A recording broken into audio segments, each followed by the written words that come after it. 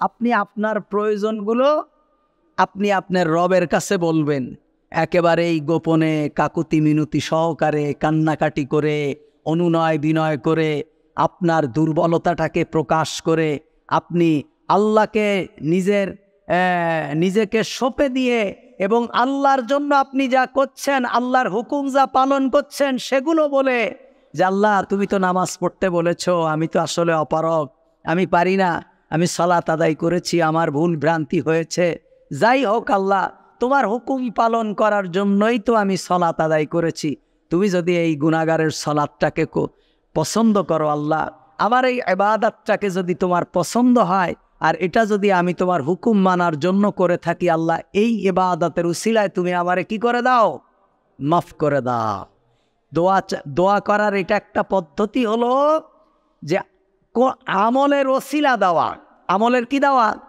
ওসিলা দেওয়া। আল্লাহ তুমি বলেছ রোজা রাখতে, আমি এই অসুস্থ মানুষ, আমি দুর্বল মানুষ, তুমি আমার কথা জানো, সারাদিন না খেয়ে থাকতে আমার কষ্ট হয় আল্লাহ, তারপরেও তোমার হুকুম পালন করার জন্য আমি সিয়াম পালন করেছি আল্লাহ। আমার এই সিয়াম, সারাদিন না খেয়ে থাকা, আমার নামাজ, আমার জিকির, এগুলো যদি আল্লাহ তোমার জন্য হয় তাহলে তুমি আমাকে মাফ করে দাও। সুবহানাল্লাহ। এইভাবে কি করা? দোয়া করা। বুখারীর একটা হাদিস আছে যে কয়েকজন মুসাফির কোথাও যাচ্ছিলেন, যেতে যেতে এক পাহাড়ের পাদদেশে যাওয়ার পর বৃষ্টি শুরু হয়ে গেছে, তখন ওরা পাহাড়ের গুহার ভিতরে আশ্রয় নিলেন। যখন পাহাড়ের গুহার ভিতরে আশ্রয় নিলেন, উপর থেকে বিরাট একটা পাথরের খণ্ড এসে সেই গুহার মুখে পড়ে গেছে আর ওরা কি হয়ে গেছে, ওর ভিতরে আটকায় গেছে। এখন মরে যাওয়া ছাড়া তাদের আর কোনো উপায় নেই। এই মানুষগুলো, এই পাথরটা সরানো আর সম্ভব হচ্ছে না এই নির্জন এলাকায়। তখন দোয়া করছে, বুখারীর হাদিস। একজন বলছে, আল্লাহ আমি যখন উত্তপ্ত যুবক, আমি আমার চাচাতো বোনকে খুব বেশি ভালোবাসি, কিন্তু আমার চাচাতো বোন আমাকে মোটে পাত্তাও দেয় না, সে খুব সুন্দরী। হঠাৎ একদিন তার বিশেষ প্রয়োজনে সে আমার কাছে এসেছে। আসার পরে আমি আমার প্রয়োজনের কথা আমার বোনকে আমি বলেছি। বলার পরে আমি সেই সুন্দরী মেয়েকে আমার প্রয়োজনের কথা বলার পরে সে আমার শর্তে রাজি হয়ে গেছে। আমরা দুইজন মুখোমুখি বসে গিয়েছি, আমাদের হাঁটু তাদের হাঁটু পরস্পর লেগে গিয়েছে। আমরা যখন গুনাহ করার জন্য সম্পূর্ণ প্রস্তুত, তখন আমার সেই মেয়ে আমাকে বলেছে, ইত্তাকিল্লাহ, আল্লাহকে ভয় করো। আমার সেই চরম মুহূর্তে আমি সেই অন্যায় থেকে ফিরে এসেছি। আল্লাহ, এই কাজটা যদি আমি তোমার জন্য করে থাকি, তোমার ভয়তে করে থাকি, তাহলে তুমি এই পাথর খণ্ডটাকে সরিয়ে দাও। সুবহানাল্লাহ। এ কথা বলার পরে পাথরের খণ্ড গুহার মুখ থেকে একটু সরে গেছে। এটা কিন্তু কোনো গল্প কাহিনী না, আমি রাসূলুল্লাহর হাদিস শোনাচ্ছি। এই আমলের ওসিলা দিয়ে আল্লাহ তাআলার দরবারে দোয়া করা, এই হাদিস থেকে প্রমাণিত, এবং আমলের ওসিলা দিয়ে দোয়া করলেই আল্লাহ কি করেন? কবুল করেন। তখন আরেকজন বলছে, আল্লাহ আমি আমার মা বাবাকে খাওয়ানোর আগে কখনো আমরা খেতাম না, আমাদের সন্তানাদিদেরকেও কি খাওয়াতাম না। তখন একদিন আমার এক পাল যে ছাগল ছিল, মেষ ছিল, তুমি তো জানো, সেগুলো আমি মাঠের থেকে খাওয়ায়ে এসে অনেক রাতে এসেছি। এসে দেখি আমার সন্তানেরা খাওয়ার জন্য কাকুতি মিনতি করতে করতে করতে করতে ঘুমায় পড়েছে। কিন্তু আমি আল্লাহ, আমি আমার পিতামাতাকে না খাওয়ায় আমার সন্তানদেরকে আমি আল্লাহ খাওয়াইনি। এই যে পিতামাতাকে এতটুকু শ্রদ্ধা করেছি, তোমার হুকুম মেনে তাদের দায়িত্ব আমি পালন করেছি, আল্লাহ এটি যদি তোমার জন্য করে থাকি তোমাকে খুশি করার জন্য করে থাকি, তাহলে এই মুসিবতের সময় তুমি গুহার মুখটাকে তুমি খুলে দাও। সুবহান। এই দোয়া করার সাথে সাথে পাথরখণ্ড আরেকটু সরে গেল। আবার দোয়া করলেন আল্লাহ। আরেকজন বললেন, আল্লাহ, আবার এক শ্রমিক ছিল, সেই শ্রমিক আমার কাছে কিছু অর্থ পেত, কাজ করে চলে গিয়েছে, অর্থ নেয়নি। তার সেই অল্প কিছু টাকা দিয়ে আমি একটা ছাগল কিনলাম। ছাগল কেনার পরে সেই একটা ছাগল থেকে অনেকগুলো ছাগল হলো, মেষ হলো, অনেকগুলো গবাদি পশু হলো। এক সময় দেখা গেল এটা ময়দান ভরে গিয়েছে।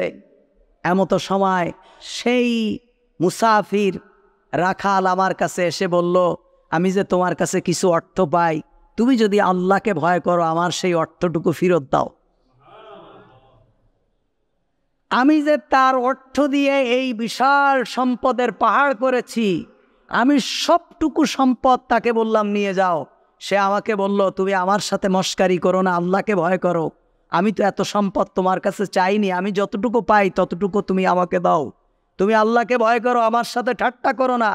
আমি বললাম, না, আমি কোনো ঠাট্টা করিনি। এই সমস্ত সম্পদ তোমার সেই সম্পদ থেকে তৈরি হয়েছে, তুমি সবগুলো নিয়ে যাও। সেই রাখাল তার মেষ, ছাগল, ভেড়া একবার সবগুলো নিয়ে চলে গেছে। আল্লাহ, এই কাজটা যদি আমি তোমার জন্য করে থাকি, তুমি আমাকে মাফ করে দাও, পাথরটা সরায় দাও। সুবহানাল্লাহ। আল্লাহ তাআলা গুহার মুখ থেকে পাথরখানা সরিয়ে দিলেন, ওই মানুষগুলো গুহা থেকে বের হয়ে আসলেন। সুবহানাল্লাহ। এর জন্য আমলের ওসিলা দিয়ে কি করা? দোয়া করা। এজন্য আল্লাহ তাআলার কাছে চাওয়া সালাতের মাধ্যমে। আল্লাহ রাসূল সাল্লাল্লাহু আলাইহি ওয়াসাল্লাম বলছেন, ইন্না আহাদাকুম ইজা সাল্লা ইউনাজি রব্বা। তোমাদের যে কেউ সালাতের মধ্যে দাঁড়ায়, সে তার রবের সাথে চুপে চুপে কথা বলে। রবের সাথে কি বলে? চুপে চুপে কথা বলে। এখন এই সালাতের ভিতরে সালাত আমরা যখন আদায় করতে চাই, মসজিদে যখন আমরা প্রবেশ করি, তখন থেকেই আমাদের দোয়া শুরু হয়ে যায়। আল্লাহুম্মা আফতাহলি ইজা দাখালা ফিল মসজিদ, আল্লাহুম্মা আফতাহলি আবওয়াবা রাহমাতিক। আল্লাহ, তুমি আমাদের জন্য, আমার জন্য তোমার রহমতের দরজাটা কি দাও? খুলে দাও। আল্লাহুম্মা আফতাহলি আবওয়াবা রাহমাতিক। আল্লাহ, তোমার রহমতের দরজা আমাদের জন্য খুলে দাও। আরেকটি দোয়া আল্লাহ রাসূল সাল্লাল্লাহু আলাইহি ওয়াসাল্লাম শিখেছেন, আল্লাহুম্মা গফিরলি যুনুবি ওয়াফতাহলি আবওয়াবা রাহমাতিক। আল্লাহ, তুমি আমাদের গুনাহকে মাফ করে দাও। আমাদের গুনাহকে কি করে দাও? মাফ করে দাও। তার মানে মসজিদে ঢোকার সাথে সাথে আল্লাহর কাছে দোয়া শুরু হয়ে যাচ্ছে। মসজিদে প্রবেশ করছেন, আল্লাহর কাছে কি শুরু হয়ে যাচ্ছে? দোয়া শুরু হয়ে যাচ্ছে। আপনি বলছেন, আল্লাহুম্মা গফিরলি যুনুবি, আল্লাহ আমাদের গুনাহকে মাফ করে দাও। ওয়াফতাহলি আবওয়াবা রাহমাতিক, এবং আমার জন্য তোমার রহমতের দরজাটা কি দাও? খুলে দাও। আর কি দোয়া লাগে? যদি আল্লাহ আমাদের গুনাহ মাফ করে দেয় আর রহমতের দরজা যদি খুলে দেয়, আর কিছু চাওয়ার দরকার আছে? আমার পারিবারিক অশান্তি, আমার অর্থনৈতিক অশান্তি, আমার ব্যবসা বাণিজ্য দৈন্যতা, আমার চাকরির খারাপ অবস্থা, আমার ফসল ফলাদির খারাপ অবস্থা, আমার সন্তানাদির খারাপ অবস্থা, আমার নিজের শারীরিক খারাপ অবস্থা, আমার দুরবস্থা, কোনো কিছুই আর স্পেশালিটি বলার কোনো দরকার হয় না। যদি সে আমার গুনাহ মাফ করে দেয়, আমার জন্য যদি তার রহমতের দরজা খুলে দেয়। সুবহানাল্লাহ। এজন্য আমরা কি বলছি আমাদের জানা দরকার। আমরা কি বলি আমরা জানি না বলেই মুনাজাতের আনুষ্ঠানিকতা নিয়ে আমরা খুব ব্যতিব্যস্ত। মুনাজাতের আনুষ্ঠানিকতা নেই কেন? মুনাজাত কেন দেওয়া হয় না স্পেশালভাবে? মুনাজাত না দিলে তো নামাজই হয় না। তার মানে আমরা বুঝি না যে নামাজ কি, সালাত কি, আর দোয়া কি, এটাই আমরা বুঝি না। তাহলে আল্লাহুম্মা গফিরলি যুনুবি ওয়াফতাহলি আবওয়াবা রাহমাতিক। আবার যখন আমরা মসজিদ থেকে বের হয়ে যাচ্ছি, সালাত শেষে আমরা যখন মসজিদ থেকে বের হয়ে যাচ্ছি, তখন বলছি, আল্লাহুম্মা ইন্নী আসআলুকা মিন ফাদলিক। আল্লাহ তোমার ফদল এবং তোমার এনাম পুরস্কার আমরা চাচ্ছি। আমরা মসজিদে এতক্ষণ যা করেছি আল্লাহ, মসজিদের ভিতরে আমরা যা করলাম, সালাত আদায় করলাম, তাসবিহ পড়লাম, তাহলিল করলাম, আমরা যাই করলাম, তোমার কাছে কি চাই? এর এনাম চাই, ফদল চাই। কি চমৎকার! প্রত্যেকটা মুহূর্তে আমাদের কি দোয়াগুলো আছে, আলহামদুলিল্লাহ। এজন্য এই ক্ষেত্রে আল্লাহুম্মা গফিরলি যুনুবি আফতাহলি আবওয়াবা ফদলিক, আল্লাহ আমাদের গুনাহ মাফ করে দাও, আমাদের জন্য তোমার ফদল, তোমার এনামের দরজা তুমি কি করে দাও? খুলে দাও। এখন এই সলাতের ক্ষেত্রে কম বেশি সবার সলাতের ক্ষেত্রে সবাই সমান পুরস্কার প্রাপ্ত হবে না। সবার সালাতের ক্ষেত্রে সবাই সমান পুরস্কার প্রাপ্ত হবে না, সমান এর প্রতিদান পাবে না, এর জাযা সমান পাবে না। আল্লামা ইবনুল কাইয়িম আল জাওজি রাহিমাহুল্লাহ উনি একটি বই লিখেছেন। গতকালকে বইটা আমার কাছে এসেছে, আমি অর্ডার দিয়েছিলাম, গতকালকে এসেছে। এই কিতাবটা এখন মোতালা করছিলাম, ওখানে একটা চমৎকার হাদিস পেয়েছি। আল্লাহ রসুল বলছেন, আবু দাউদের হাদিস, ইন্না রাজুলা লা ইয়ানসারিফু ওমা কুতিবা লাহু ইল্লা উশরু সালাতিহি তুসুহা সুমনুহা সুবুহা সুদুসুহা খুমুসুহা রুবুহা সুলুসুহা নিসফুহা। আল্লাহ রসুল বলছেন, বান্দার সলাতের একাগ্রতা, সলাতের খুজু খুজু, সলাতের ইতমিনান, তার নামাজের শুদ্ধতার উপরে তাকে তার প্রাপ্য দেওয়া হবে। বলেন, নামাজের শুদ্ধতার উপরে, খুজু খুজুর উপরে, ইতমিনানের সাথে একাগ্রতার অবস্থার উপরে তাকে কি দেওয়া হবে? পুরস্কার দেওয়া হবে। আপনিও সালাত আদায় করেছেন, আমিও করেছি, আরেকজন করেছে, মসজিদের সমস্ত মুসল্লিদের সমান পরিমাণ সওয়াব দেওয়া হবে না। কাউকে 10 ভাগের 1 ভাগ দেওয়া হবে, কাউকে 9 ভাগের 1 ভাগ দেওয়া হবে, কাউকে 8 ভাগের 1 ভাগ দেওয়া হবে। আল্লাহ রসুল বলছেন, কাউকে 7 ভাগের 1 ভাগ দেওয়া হবে, কাউকে 6 ভাগের 1 ভাগ দেওয়া হবে, কাউকে 5 ভাগের 1 ভাগ দেওয়া হবে, কাউকে 4 ভাগের 1 ভাগ দেওয়া হবে, কাউকে 3 ভাগের 1 ভাগ দেওয়া হবে, কাউকে 2 ভাগের 1 ভাগ দেওয়া হবে, কাউকে অর্ধেক দেওয়া হবে। কেন? আপনার সলাতের ইতমিনান, আপনার সলাতের খুশু খুজু, আপনার সলাতের কোয়ালিটি যত সুন্দর হবে, কোয়ান্টিটি না। আপনি কত রাকাত পড়েছেন এটা না, আপনি যদি 4 রাকাতও পড়ে থাকেন, আপনি যদি 2 রাকাতও পড়ে থাকেন, এই 2 রাকাতের কোয়ালিটি কত সুন্দর হয়েছে, আল্লাহ তাআলা কোয়ালিটিটা দেখবেন। কিয়ামতের দিনও কি দেখবেন? কোয়ালিটি দেখবেন। আপনার সংখ্যা দেখবেন না, সংখ্যার আধিক্য এর বিবেচনা করা হবে না যে আপনি কত শত রাকাত নামাজ পড়েছেন, কত শতবার হজ করেছেন, কত শতবার উমরা করেছেন, কত শত কোটি টাকা দান করেছেন। আপনার এইগুলো দেখা হবে না, সংখ্যার বিবেচনা করা হবে না, আপনার কোয়ালিটির বিবেচনা করা হবে। সুবহানাল্লাহ। আপনি যত সুন্দর করে আদায় করবেন, আপনার সেভাবেই আপনাকে প্রতিদান দেওয়া হবে। আমরা যখন সলাতে দাঁড়াই, আমরা সর্বপ্রথম তাকবীর বলার পরে আমরা সানা পড়ি। দেখেন, নামাজের যে অবস্থা, এটি যত সুন্দর, যত সাজালো গোছালো হবে, আল্লাহ সুবহানাহু ওয়া তাআলার দরবারে আপনি তত সুন্দর মর্যাদা পাবেন।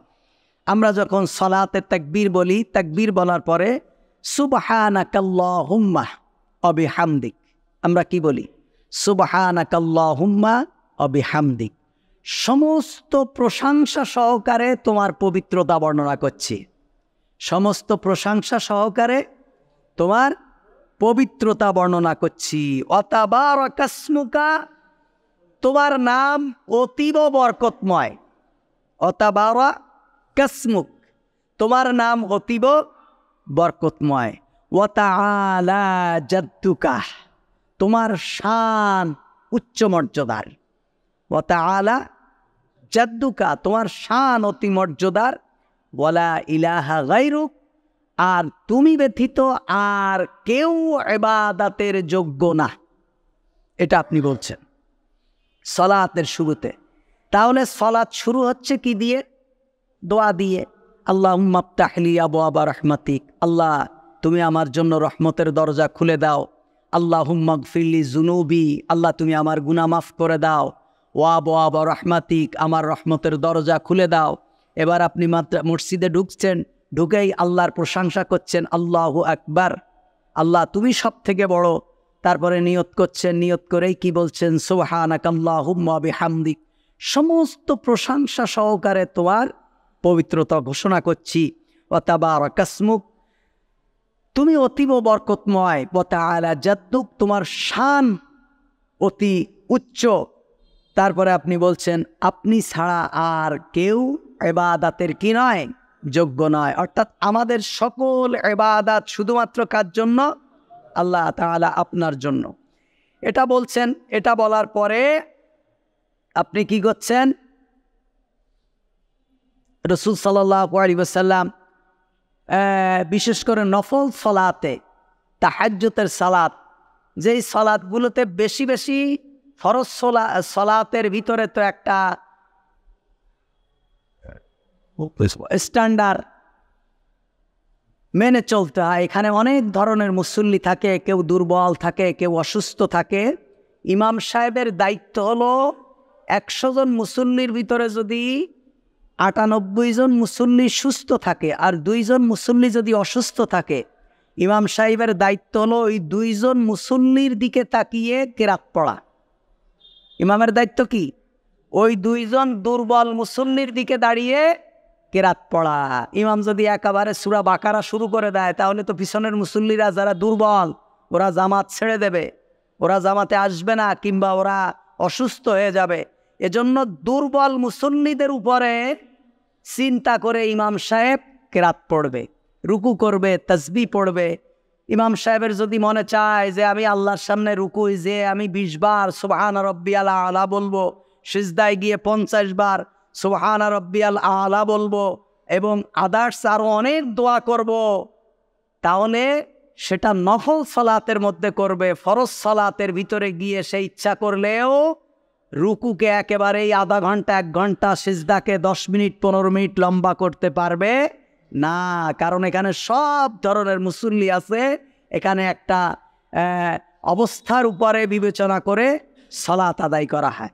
এজন্য নফল সালাত যখন আপনি আদায় করবেন, তখন সুবহানাকাল্লাহুম্মা বিহামদিক এটা পড়ার পরে কোনো কোনো বর্ণনা এসেছে ইন্নী ওয়াজ্জাহতু ওয়াজহিয়া লিল্লাযী ফাতারাস সামাওয়াতি ওয়াল আরদা হানিফাম ওয়া মা আনা মিনাল মুশরিকিন, এটাও পড়া যাবে।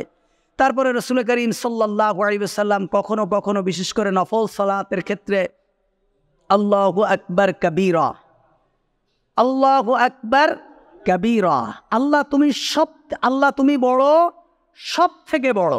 শুধু বড়ই না, সব থেকে কি বড়। এটা সাক্ষ্য দেওয়া মানে কি? তার মানে হলো আমার জমি জায়গা, আমার ব্যবসা বাণিজ্যের থেকেও তুমি বড়। তার মানে হলো যখন তোমার বড়ত্বের ঘোষণা আসে, তখন আমার ব্যবসা বাণিজ্য এগুলোর কাছে খুবই ক্ষুদ্র। সব কিছুকে বন্ধ করে তোমার বড়ত্বের এই তাকবীরের সাথে একাত্মতা ঘোষণা করে আমার মসজিদে যাওয়া। আল্লাহু আকবার কাবীরা, আল্লাহু আকবার, আল্লাহ তুমি সব থেকে বড়। আমার ব্যবসা বাণিজ্য, আমার চাকরি বাকরি, আমার কলকারখানা, আমার ইন্ডাস্ট্রি, আমার শারীরিক অবস্থা, আমার সন্তানাদি, আমার যা কিছু আছে পৃথিবীতে, সব থেকে বড় কে? আল্লাহ। আল্লাহু আকবার কাবীরা ওয়ালহামদুলিল্লাহি কাসীরা, সমস্ত অধিক প্রশংসা একমাত্র কার? আল্লাহ তাআলার জন্য। সমস্ত প্রশংসা, অধিক প্রশংসা আল্লাহর জন্য। সুবহানাল্লাহি বুকরাতাও ওয়া আসিলা, এবং আল্লাহ তাআলার পবিত্রতা সুপ্রভাতে এবং সন্ধ্যাবেলা, অর্থাৎ সকাল এবং সন্ধ্যায় একমাত্র প্রশংসা কার? আল্লাহ তাআলার। আল্লাহ রাসূল সাল্লাল্লাহু আলাইহি ওয়াসাল্লাম আরো দোয়া করতেন, আলহামদুলিল্লাহি হামদান কাসীরান তাইয়িবান মুবারাকান ফি। এভাবে অনেক দোয়া আল্লাহ রাসূল সাল্লাল্লাহু আলাইহি ওয়াসাল্লাম করতেন। এবার শুরু হয়ে যায় সূরা ফাতিহা। এই সূরা ফাতিহা হলো, এর অনেকগুলো নাম, তার মধ্যে একটা নাম হলো সূরাতুশ শিফা। সূরাতুশ শিফা তার মানে কি? রোগ মুক্তির সূরা, রোগ মুক্তির সূরা। এই সূরার ভিতরে সর্বোত্তম দোয়া। এই সূরা ফাতিহার আরেকটা নাম হলো সূরাতুদ দোয়া, দোয়ার সূরা। আলহামদুলিল্লাহি রব্বিল আলামিন, সমস্ত প্রশংসা ওই আল্লাহর জন্য যিনি কি উভয় জাগাতের রব, যিনি সমস্ত জাহানের মালিক।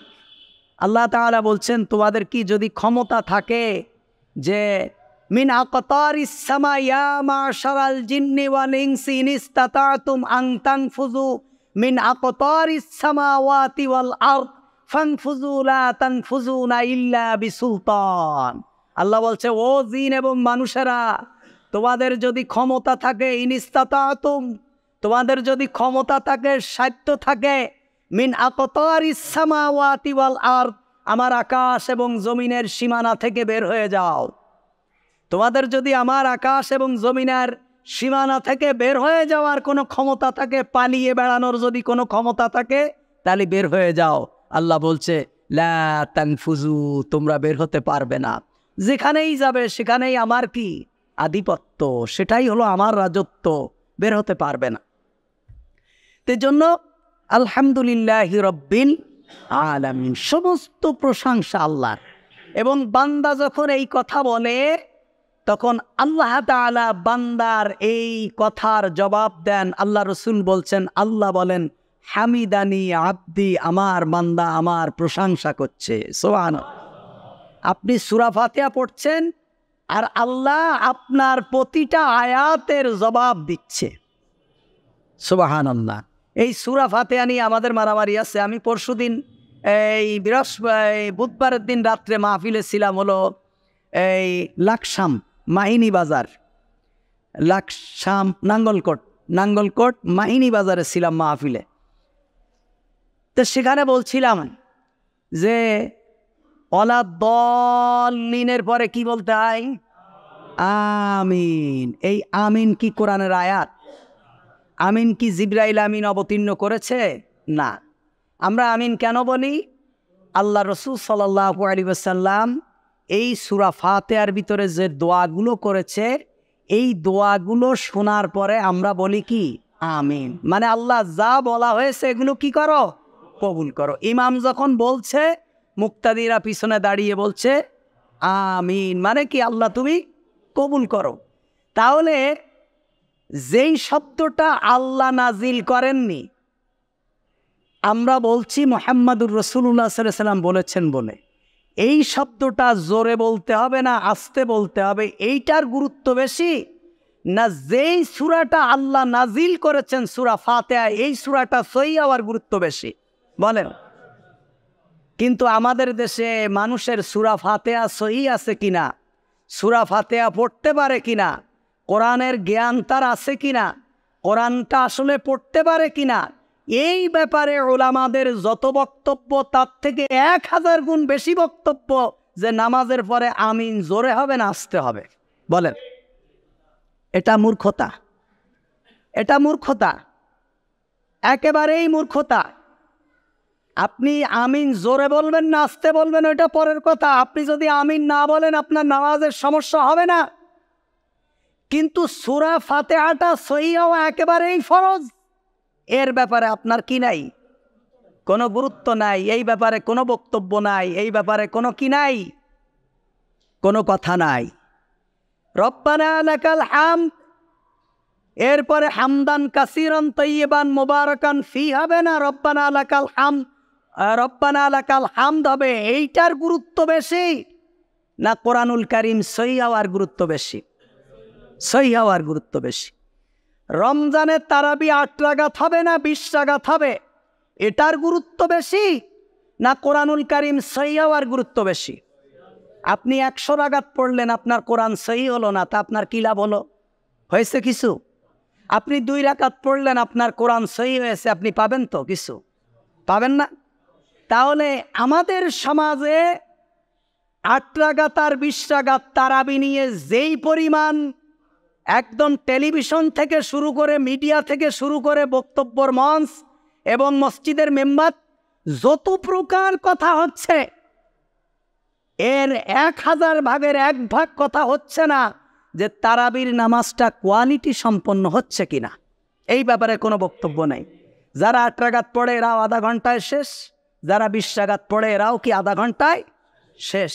অথচ নিয়ম ছিল নফল সালাতের ভিতরে কেরাতকে তবিল করা, নামাজ পড়তে পড়তে পড়তে পড়তে পড়তে পড়তে একেবারেই আল্লাহর সামনে নিজেকে মিটায় দেওয়া।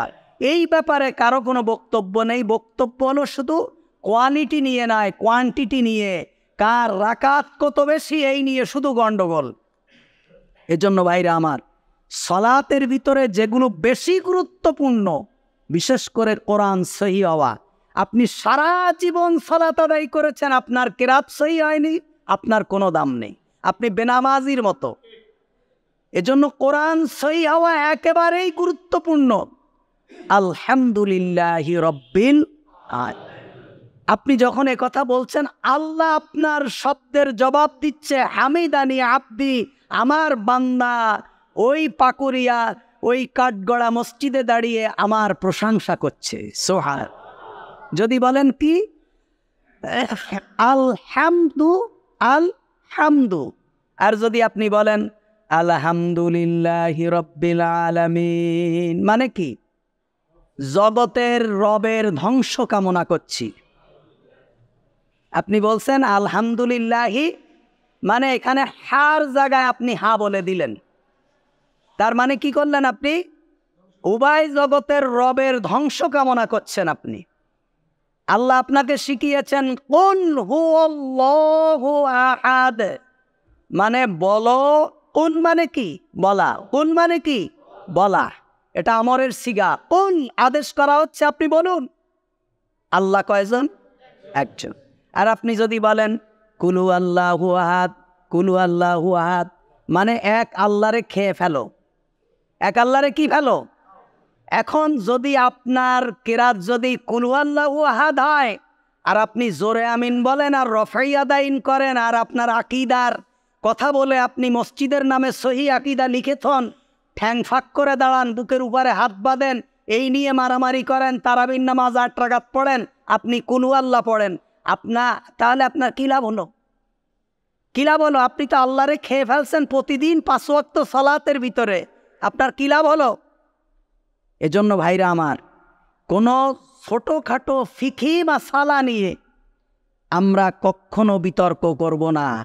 ছোটোখাটো ফিকি মাসালা আমাদেরকে জাহান্নামে নিয়ে যাবে না, আমাদেরকে জাহান্নামে নিয়ে যাবে না। ছোটোখাটো ফিকি মাসালা জাহান্নামে যাওয়ার জন্য যথেষ্ট নয়। এজন্য আমরা কোনোভাবেই এগুলোর ব্যাপারে বেশি বিতর্ক করব না, বরং যেগুলোর যত বেশি গুরুত্ব সেগুলোকে আমরা বেশি গুরুত্ব দেব। তারপর আপনি কি বলছেন? আর রহমান আর রহিম, যিনি দয়াবান এবং অতীব মেহেরবান। তারপরে কি বলছেন? মালিক ইয়াউমিদ্দিন, কিয়ামতের দিবসের আল্লাহ, তুমি তো মালিক। তারপরে কি বলছেন?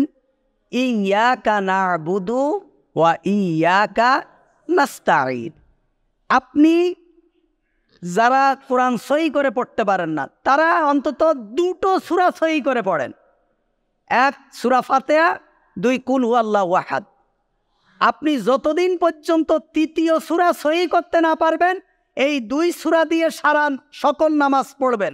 প্রতি রাকাতে এই 2 সূরা পড়েন, 3য় সূরায় যাবেন না। আবার 3য় সূরা যখন আপনি সহি করবেন, তখন 2 রাকাতে 2টো পড়েন। কিন্তু আপনার একটাও সহি নেই, আপনি শুধু পড়তে থাকবেন, বেনামাজির মতো আপনার সালাত হবে না।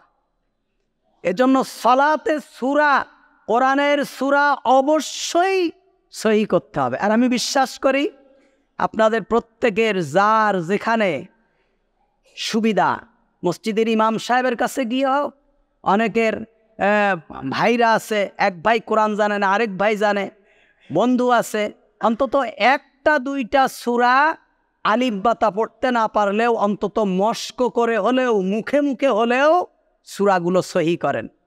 আর নাই ওই তারাবির নামাজ 20 রাকাত পড়েন আর 40 রাকাত পড়েন আর তাহাজ্জুদ নামাজ পড়েন, এক রাকাতও আপনার কবুল হবে না যদি আপনার কোরআন সহি না হয়।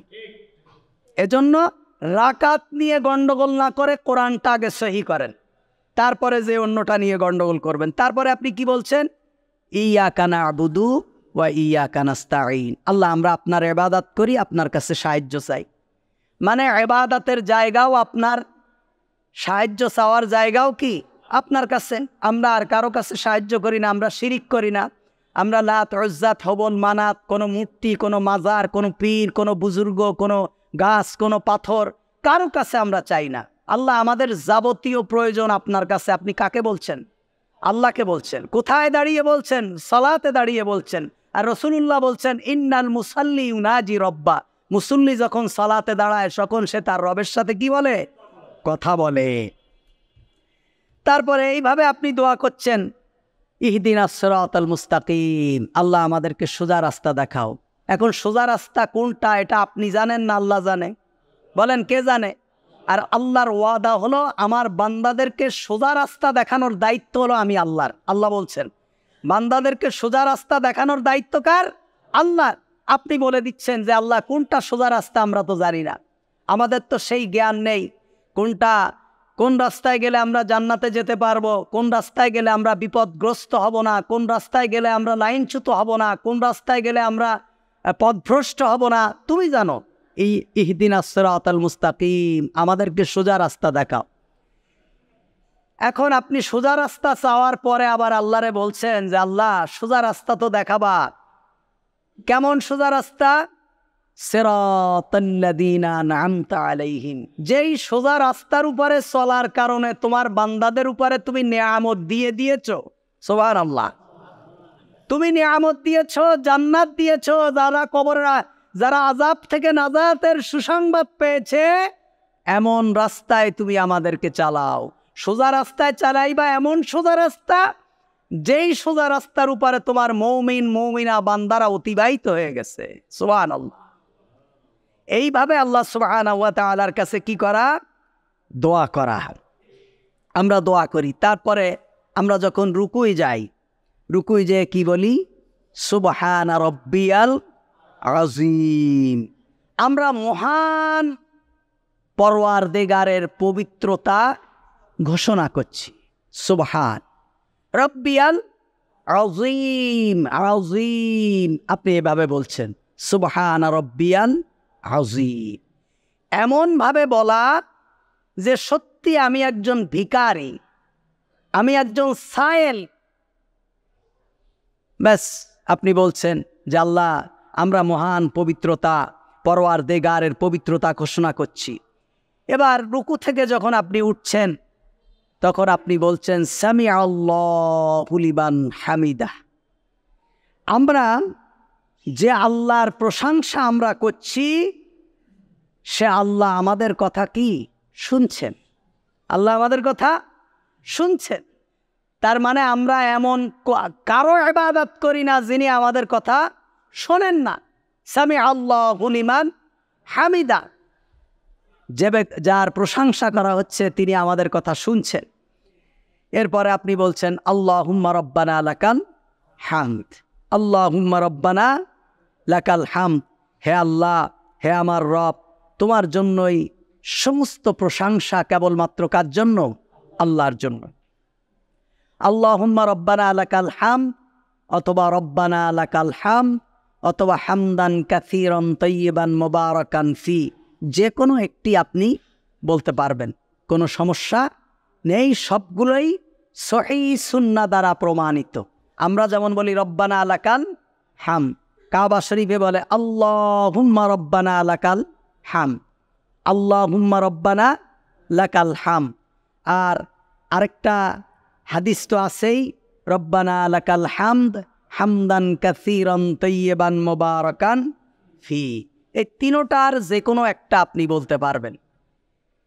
তারপরে আপনি যখন সিজদায় চলে যাচ্ছেন, এবার রুকু থেকে দাঁড়িয়ে সোজা হয়ে দাঁড়ানো, এটা হলো ওয়াজিব। সোজা হয়ে দাঁড়ানো, সামি আল্লাহু লিমান হামিদা বলে মাজা সোজা না করেই আপনি সিজদায় চলে যাবেন, আপনি ওয়াজিব তরক করেছেন। ওয়াজিব তরক করলে আর নামাজ হয় না। নামাজের ভিতরে যদি কেউ ওয়াজিব তরক করে তাকে সহসিজদা দিতে হয়। তো সোজা হয়ে দাঁড়ানো এটা কি ওয়াজিব। এজন্য ইতমিনানের সাথে সামি আল্লাহু লিমান হামিদা, আল্লাহ রাসূল সাল্লাল্লাহু আলাইহি ওয়াসাল্লাম যতক্ষণ রুকুয় থাকতেন সোজা হয়ে ততক্ষণ থাকতেন, আবার সিজদায় গিয়ে যতক্ষণ থাকতেন দুই সিজদার মধ্যখানে সোজা হয়ে বসে ততক্ষণ থাকতেন। এই কোয়ালিটি ধরে রেখে আপনি সালাত যদি কম আদায় করেন তাও আপনি জান্নাতে যাবেন। আর যদি আপনি কোয়ালিটি ধরে না রেখে নফল পড়লেন, বেতের পড়লেন, সুন্নাত পড়লেন, একেবারে নামাজ পড়তে পড়তে পড়তে পড়তে কপালে দাগ লাগায় দিলেন, আপনার কোয়ালিটি যদি ঠিক না থাকে তাহলে এই সালাতকে কিয়ামতের দিন একটা পোটলার মতো আপনার মুখে আল্লাহ তাআলা ছুঁড়ে মারবেন, যাও তোমার ইবাদত এটা তুমি নিয়ে যাও, এটা আমার জন্য করা হয়নি। তারপরে কি বলবেন আপনি সিজদায় গিয়ে বলছেন সুবহানা রব্বিয়াল আলা, মহান রবের একেবারে আলা রবের আমি কি করছি পবিত্রতা ঘোষণা করছি। এটা কমপক্ষে আপনি 3 বার বলবেন। এরপরে কি করবেন? এরপরে আপনি রুকু থেকে উঠে যাবেন, সিজদা থেকে উঠবেন, উঠেই কি বলবেন? আল্লাহুম্মা গফিরলি। কি বলবেন? আল্লাহুম্মা গফিরলি। যদি এটা বলতে নাও পারেন কিন্তু সোজা হয়ে আপনাকে বসতে হবে। এক সিজদা দিয়ে আরেক সিজদা থেকে উঠে কি করতে হবে? আপনাকে সোজা হয়ে বসতে হবে ইতমিনানের সাথে। যদি পারেন রব্বি গফিরলি মানে কি? আল্লাহ তুমি আমাকে কি করে দাও? মাফ করে দাও। আল্লাহ আমাকে তুমি কি করে দাও? মাফ করে দাও। রব্বি গফিরলি অথবা আল্লাহুম্মা গফিরলি।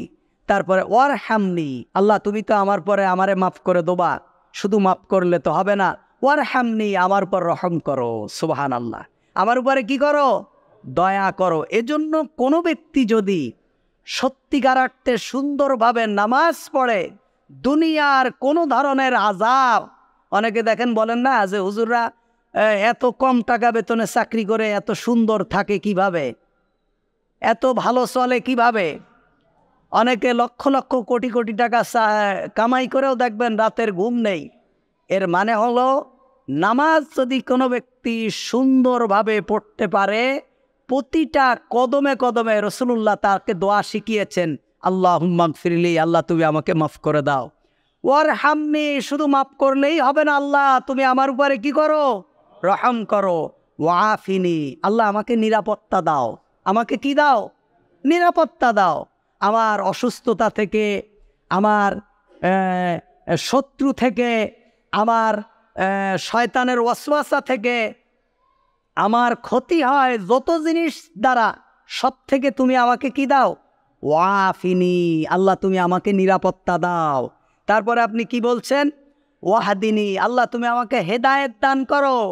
আল্লাহ তুমি আমাকে কি দাও? হেদায়েত দাও। তারপরে আপনি বলছেন ওয়ারজুকনি, আল্লাহ তুমি আমাকে কি দাও? রিজিক দাও। আমি যেন রিজিকের কষ্টে থেকে যেন পথ ভ্রষ্ট হয়ে না যাই, পথ হারিয়ে না ফেলি। তুমি আমাকে আমার রিজিকের কি করে দাও? বন্দোবস্ত করে দাও। তারপরে আপনি বলছেন ওয়ারফানি, এবং আমার মর্যাদাকে তুমি বাড়িয়ে দাও। এই 2 সিজদার মধ্যখানে এই দোয়াটা আমি বললাম অনেকক্ষণ, আপনার মনে হচ্ছে অনেক লম্বা না? আল্লাহুম্মা গফিরলি ওয়ারহামনি ওয়াহদিনী ওয়ারজুকনি ওয়াফিনি, বেশ, ওয়ারফানি, এই এতটুকুই এক একটা শব্দ। এ যদি আপনার 5 বার ইমাম সাহেব কিংবা মুয়াজ্জিন পড়া দেয় আপনাদের মুখস্থ হয়ে যাবে। মুখস্থ করে নেবেন, কিছু কিছু দোয়া মুখস্থ করে নেবেন। তাহলে এটা আপনি বললেন। তারপরে এইভাবে আল্লাহ সুবহানাহু ওয়া তাআলার কাছে দোয়া করা। আল্লাহ রাসূল সাল্লাল্লাহু আলাইহি ওয়াসাল্লাম বলছেন সবথেকে নিকৃষ্ট চোর সেই ব্যক্তি যে ব্যক্তি কি করে? নামাজে চুরি করে। যে ব্যক্তি নামাজে চুরি করে সে হলো সবথেকে আসওয়াউন নাস আল্লাতী সারাকা, যে ব্যক্তি নামাজে চুরি করে। সাহাবীরা বলছেন কাইফা ইয়াসরিকু মিন সালাতিহি, ইয়া রাসূলুল্লাহ নামাজে চুরি করে কিভাবে? আল্লাহ রসুল বলছেন লা ইউতিম্মু রুকুআহা ওয়ালা সুজুদা, যে ব্যক্তি নামাজের রুকু এবং সিজদা ঠিক মতো আদায় করে না, সে ব্যক্তি কি করে? চুরি করে। সে নামাজে চুরি করে, সেই হলো সব থেকে বড় চোর। এজন্য আমরা নামাজ 4 রাকাত পড়বো না 8 রাকাত পড়বো না 10 রাকাত পড়বো, বেশি পড়তে পারলে তো আলহামদুলিল্লাহ। যত সিজদা আল্লাহর দরবারে দিবেন আপনি তত মর্যাদার অধিকারী হবেন। আপনি যত বেশি সালাত আদায় করবেন তত আপনি উন্নত মর্যাদার অধিকারী হবেন। কিন্তু যদি নাও পারেন, যতটুকু পড়বেন এতটুকু যেন রুকু, সিজদা, তাসবিহ, সূরা, কেরাত খুব ইতমিনানের সাথে হয়, খুব ধৈর্য সহকারে, একাগ্রতার সাথে, খুজুর সাথে। এটা যদি করতে পারেন তাহলেই কেবলমাত্র আল্লাহ সুবহানাহু ওয়া তাআলার কাছে বেশি মর্যাদা পাওয়া যাবে। এজন্য মেরাজের শিক্ষা, আসলে মেরাজের শিক্ষা, রাসূলুল্লাহ মেরাজে গিয়েছেন, এই করেছেন ওই করেছেন, এত ঢাকঢোল মেরাজের শিক্ষা না। মেরাজ থেকে মুহাম্মাদুর রাসূলুল্লাহ সাল্লাল্লাহু আলাইহি ওয়াসাল্লাম আমাদের জন্য যে নিয়ে এসেছেন সালাত, এই সালাতের মাধ্যমে আল্লাহ সুবহানাহু ওয়া তাআলার সান্নিধ্য অর্জন করা, আল্লাহ সুবহানাহু ওয়া তাআলার রহমতের আশা করা এবং এই সালাত সুন্দরভাবে আদায় করে নিজেকে জাহান্নাম থেকে বাঁচিয়ে রাখা। আল্লাহ তাআলা আমাদেরকে তৌফিক দান